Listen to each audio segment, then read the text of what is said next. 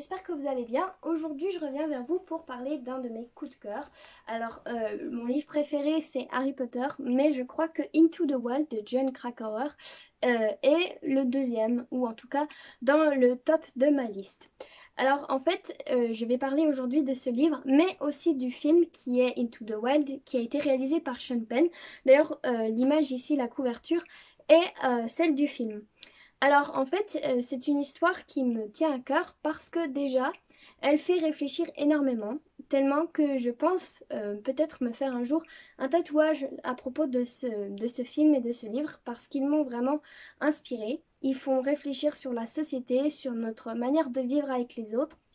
Et en plus, c'est une personne qui a vraiment existé. Donc Christopher McCandless est le personnage de cette histoire et il a existé.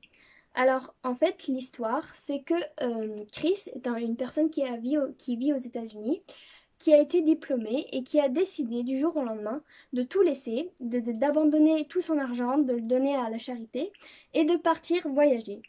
En fait, il avait des problèmes avec sa famille, avec ses parents, et il va décider vraiment de tout recommencer. Et il déteste aussi la société de consommation parce qu'il lit énormément, par exemple Tolstoï, et il veut vivre selon ses idéaux, et donc vivre sans argent, sans la société, et être libre. Et donc, il va décider de traverser tous les États-Unis, il va se retrouver même au Mexique, je pense, et il veut finir par vivre tout seul dans le monde sauvage, dans Into the Wild, en fait, en Alaska. Alors, à travers son voyage, évidemment, il va faire beaucoup de rencontres un peu inattendues il a vraiment un type de voyage atypique. Il va rencontrer des hippies, il va rencontrer un groupe de personnes qui vivent nues, il va rencontrer aussi un vieil homme qui a perdu toute sa famille et qui vit seul. Et il va changer le quotidien de ces personnes. Et c'est vraiment incroyable. Alors aussi, ce que je veux faire dans cette vidéo, c'est vous montrer que pour une fois, une fois, je pense que c'est mieux de voir le film avant de lire le livre.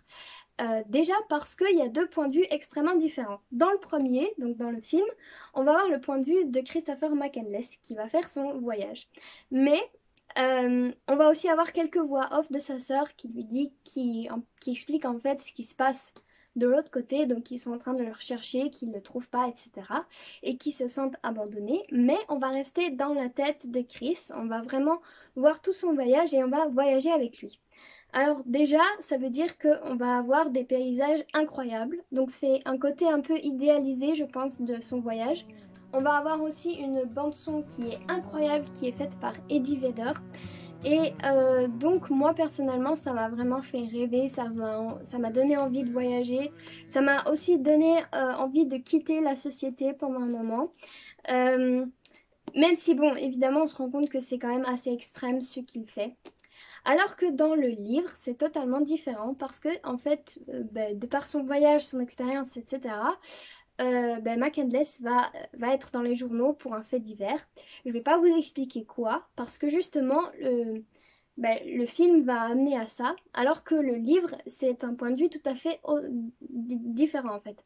Parce que justement, le but, c'est plutôt d'être une enquête journalistique de Jon Krakauer, qui est le journaliste, et donc ça va être une reconstruction un peu de point de vue, de témoignages de personnes qui l'ont rencontré. Et on va aussi avoir même le point de vue de ce journaliste qui va raconter sa propre expérience, puisque lui aussi, c'est un casse-cou, il a été au mont Everest, etc.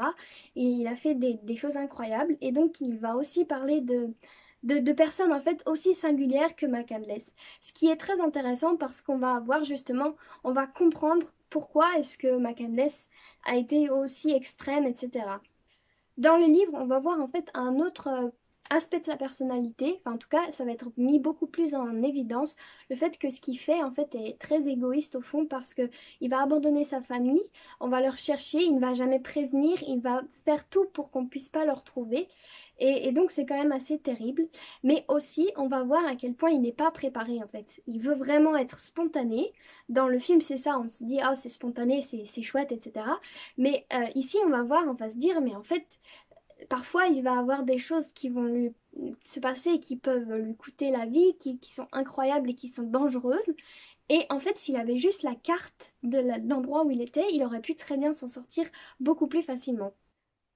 Par contre, ce qu'il y a dans le film qu'il n'y a pas dans ce livre, c'est que on va rencontrer les personnages en chair et en os, entre guillemets. Donc les personnes qui va rencontrer, par exemple, on a le vieil homme qui vit tout seul, qui a perdu sa famille. On va voir à quel point Chris va changer son quotidien parce qu'après il va vouloir voyager. Les hippies aussi. Enfin, on va voir en fait vraiment ce côté empathique beaucoup plus que dans le livre. Euh, mais cela dit, je tiens à dire que ce livre se lit hyper facilement, que c'est pas du tout un côté rébarbatif de journaliste, etc. Puisqu'on a vraiment des émotions, on va juste voir beaucoup plus d'opinions en fait sur ce cas. Donc ça se lit vraiment extrêmement facilement. C'est vraiment dans le style, je ne sais pas si vous connaissez, mais l'adversaire d'Emmanuel Carrère, ça va être aussi un côté, un journaliste qui va donner son point de vue, mais romancé. Et donc ce que je pense qu'il faut faire, c'est d'abord voir le film dans ce cas-ci, parce que justement ce fait divers n'est pas spoilé, etc. Vous ne savez pas ce qui va se passer. Vous allez vraiment vous embarquer avec l'histoire de Chris.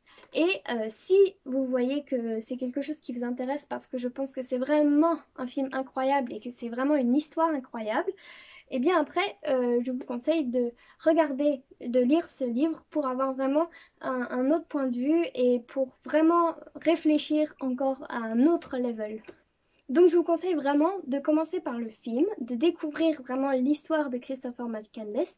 Je suis sûre que vous allez vraiment adorer, que c'est parce que c'est vraiment un film incroyable, super beau, la musique est magnifique, les personnages, enfin on s'attache tellement à eux et quand on sait que c'est vrai, c'est encore plus impressionnant. Et de lire alors après ce livre qui est facilement lisable, je vous le promets.